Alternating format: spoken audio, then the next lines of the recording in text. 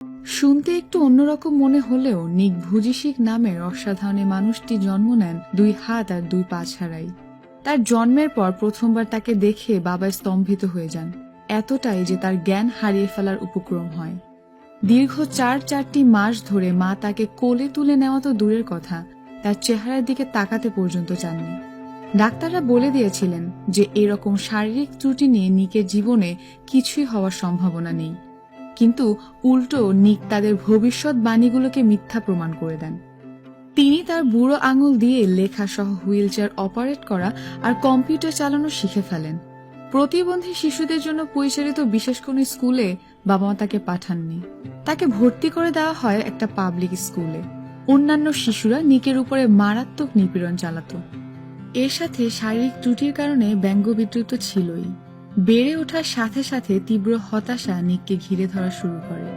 নিজের জীবন নিয়ে কোনো আশার আলো তিনি দেখছিলেন না। 10 বছর বয়সে নিক একবার বাড়ির বাথটাবে ডুবে থেকে আত্মহত্যার চেষ্টা করেন। এরকম বেশ কয়েকবার চেষ্টার পরে নিক একসময় উপলব্ধি করেন এভাবে নিজের প্রিয় মানুষগুলোর কষ্টের কারণ তিনি হতে চান না। একসময় নিজের এই শারীরিক প্রতিবন্ধকতার বিষয়টি নিক মেনে নিলেন।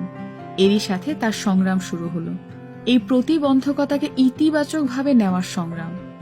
17 বছর বয়সে নিকের জীবনে চিন্তাধারায় আমূল পরিবর্তন আসে। এই পরিবর্তন এনে দেয় তার হাই স্কুলের সামান্য একজন পরিচ্ছন্নতা কর্মীর অসামান্য কিছু কথা। সেই পরিচ্ছন্নতা কর্মী তাকে উৎসাহ দিয়ে বলেন, নিক, তুমি একদিন অসাধারণ একজন বক্তা হবে। নিকের চেহারায় তিনি অদ্ভুত কিছু একটা দেখেছিলেন, কিন্তু সেটা কি তিনি তখনই বুঝতে পারেননি। তাই তিনি নিককে উৎসাহ দেন তার জীবনের গল্প অন্যদের বলার জন্য। তার কথায় নিক নিজের ভিতরেও এক ধরনের আত্মবিশ্বাস অনুভব করেন। সত্যি সত্যি নিক একদিন অডিটোরিয়ামের মঞ্চে উঠে তার গল্প বলেন। সেদিন নিকের গল্প শোনার জন্য উপস্থিত হয় মাত্র 6 জন ছাত্রছাত্রী। এটাই ছিল নিকের জীবনে দেওয়া প্রথম বক্তৃতা। নিক উপলব্ধি করেন যে জীবনের এই কঠিন সংগ্রামে তিনি আর একা নন। তারই মতো অসংখ্য মানুষ জীবন সংগ্রামে হাল ছেড়ে দিয়ে অন্ধকারে হতাশার জগতে হারিয়ে যাচ্ছে। সেদিনই তিনি সিদ্ধান্ত নিলেন অন্য মানুষদের আলোর পথ দেখানোর জন্য জীবনের প্রকৃত অর্থ শেখানোর কাজে তিনি আজীবন কাজ করে যাবেন।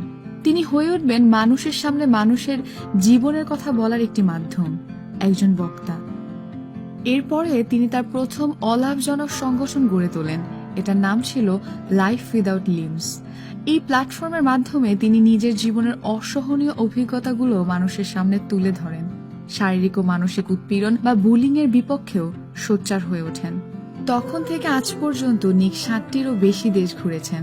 পৃথিবী জুড়ে লাখ লাখ মানসিকভাবে ভেঙে পড়া হৃদয়ের মানুষগুলোকে ধার দিয়েছেন নিজের ইচ্ছা শক্তি, নিজের আত্মপ্রত্যয়ের সবটুকু। তিনি 3000-এর উপরে বক্তৃতা দিয়েছেন। ধর্ম বর্ণ নির্বিশেষে সমাজের প্রতিটি স্তরের মানুষের সাথে কথা বলেছেন। বর্তমানে পৃথিবীতে সবচেয়ে জনপ্রিয় বক্তাদের মধ্যে নিক ভুজিসিক একটি উজ্জ্বল নাম। সুখ আর শান্তিময় জীবন গড়ে তোলার জন্য নিজের সীমাবদ্ধতাগুলোকে অগ্রাহ্য করে এগিয়ে চলতে হবে। আর এই চরম ধ্রুব শিক্ষাটাই নিক আত্মস্থ করে নিয়েছেন অতি সুচারুরূপে। স্কাই ডাইভিং এর রোমাঞ্চকর অভিজ্ঞতাও নিকের রয়েছে। অবসর সময় তিনি সার্ফিং, সাঁতার, ছবি আঁকা এরকম বিভিন্ন কিছু করতে পছন্দ করেন। 2008 সালে নিকের জীবনে এক নারীর আগমন ঘটে। নিকের বক্তৃতা শোনার জন্যই তিনি এসেছিলেন। প্রথম দেখাতেই তারা দুজনে একে অপরের প্রেমে পড়ে যান। 4 বছর পরে তাদের বিয়ে হয়। আজকে নিক ভুজিসিক 4 সন্তানের গর্বিত পিতা। তার লেখা প্রথম বইটি 30টিরও বেশি ভাষায় অনুদিত হয়েছে। বইটি বিশ্বব্যাপী বেস্ট সেলারও হয়েছিল।